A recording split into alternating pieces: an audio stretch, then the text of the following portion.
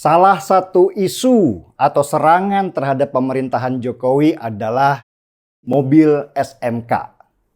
Mobil SMK ini selalu jadi bahan gorengan untuk terus mendegradasi kepemimpinan Jokowi. Karena dianggap kehadiran mobil ini sangat terkait dengan keberadaan Jokowi. Bahkan seorang mantan sekretaris BUMN yang sepertinya sakit hati sekali dengan Jokowi, yaitu Said Didu, sampai berkomentar, "Sudah 10 tahun bangsa ini dibohongi dan dia tidak merasa bersalah."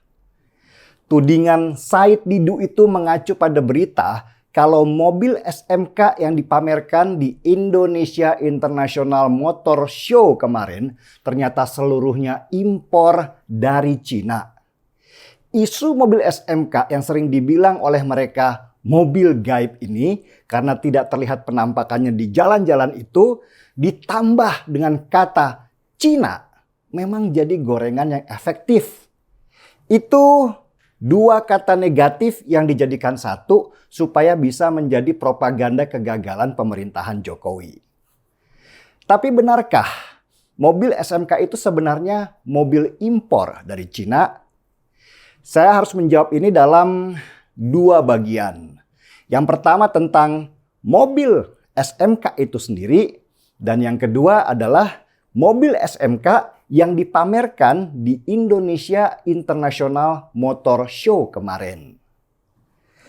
Mobil SMK bisa dibilang mobil yang baru. Meski pernah dikenalkan oleh Jokowi waktu dia masih menjabat sebagai wali kota Solo. Tapi pada waktu itu, mobil SMK belum diproduksi massal, alias masih prototipe karya anak-anak SMK. Baru pada tahun 2019 lah dibangun pabrik mobil SMK di Boyolali, Jawa Tengah di bawah nama perusahaan PT Solo Manufaktur Kreasi. Ini perusahaan swasta dan gak ada hubungannya sama sekali dengan BUMN atau pemerintah. Murni swasta. Kalau dalam beberapa komponennya masih ada yang impor dari beberapa negara, ya itu wajarlah. Hampir semua pabrik mobil di dunia awalnya juga begitu. Bahkan mobil nasional Malaysia yang bernama Proton juga kerjasama dengan Suzuki Jepang dan Geely Cina untuk beberapa komponennya, terutama di mesin. Jadi nggak ada yang aneh. Lah kenapa kalau SMK jadi aneh? Kerjasama dengan berbagai negara untuk memproduksi mobil itu tentu bukan kerjasama permanen, tapi lebih kepada transfer teknologi sebelum akhirnya nanti kita berhasil memproduksi seluruh komponen mobil mulai dari baut, bodi, sampai mesin. SMK sendiri dilaporkan sudah menjual lebih dari 300 unit mobilnya. Lah, kok nggak kelihatan di jalan raya? Ini pertanyaan banyak orang. Ya jelaslah, soalnya lihatnya di jalan-jalan di kota besar. Jangan bayangkan deh mobil SMK itu seperti mobil BMW, Mercy atau Toyota. SMK belum sampai pada tahap itu. SMK baru bisa memproduksi mobil-mobil untuk kendaraan operasional di daerah-daerah. Coba perhatikan aja lah foto-foto mobil SMK yang beredar yang dinamakan Bima ini. Memang khusus untuk kendaraan operasional atau angkut-angkut barang atau juga hasil pertanian. Jadi SMK belum memproduksi mobil penumpang yang sering kita lihat di jalan-jalan di kota besar. Sempet sih SMK mau diproduksi untuk mobil penumpang dengan nama Garuda yang mirip banget dengan Fortuner atau Pajero. Tapi sayangnya pandemi keburu datang sehingga produksi berhenti dan mobil penumpang itu pun gagal keluar.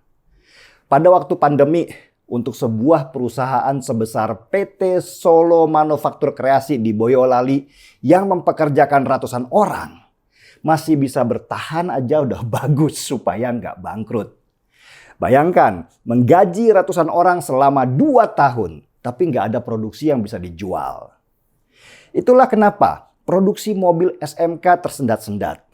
Dan yang perlu diingat, memproduksi sebuah mobil itu bukan kayak bikin es krim yang sehari jadi. Pabrik mobil di Jepang dan Korea juga butuh waktu bertahun-tahun lamanya untuk bisa memproduksi sendiri mobil di negara mereka. Nah, Itu tadi sedikit tentang mobil SMK dan produksinya.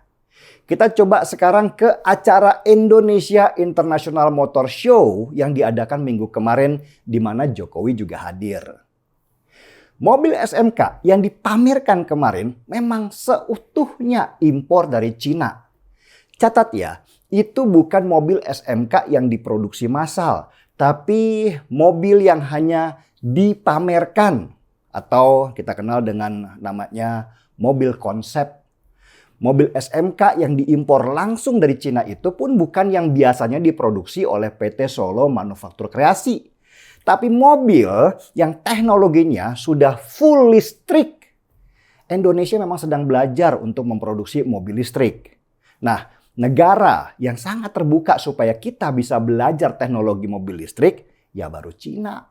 Sedangkan negara lain itu sangat tertutup dengan teknologi mereka, sehingga kita sulit untuk melakukan transformasi teknologi. Jadi lucu aja seorang Said Didu yang mantan sekretaris BUMN itu tiba-tiba bicara kalau Jokowi menipu selama 10 tahun ketika tahu bahwa mobil SMK yang dipamerkan itu impor dari Cina. Said Didu ternyata nggak pegang informasi utuh, asal jeplak. Yang penting sakit hatinya terlampiaskan. Saya sendiri jadi ragu, dulu kualifikasi Said Didu jadi sekretaris BUMN itu apa ya? Kok malah pinteran gua ngejelasinnya. Yang perlu dicatat di sini adalah Indonesia di masa pemerintahan Jokowi ini sangat terbuka untuk melakukan transformasi teknologi. Jangankan mobil, bahkan salah satu syarat kenapa Cina yang dipilih untuk kerjasama kereta cepat itu, karena Cina mau buka-bukaan teknologinya. Sehingga orang kita bisa belajar dan satu waktu diharapkan bisa bikin sendiri. Sedangkan Jepang gak mau teknologinya dicuri. Sehingga proposal kerjasama mereka ditolak oleh pemerintah karena kita gak mau negara kita cuma jadi negara konsumen saja. Semoga informasi ini bermanfaat. Dan nasihat saya kepada Pak Said Didu. Bapak udah tua Pak, sudahilah sakit hati itu. Hati-hati miara sakit hati. Ntar kena stroke, jadi susah sendiri nanti. Ya, sudahlah. Mari kita seruput kopi.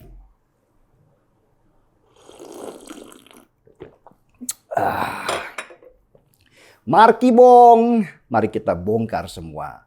Saya Denny Siregar, kita di acara Timeline.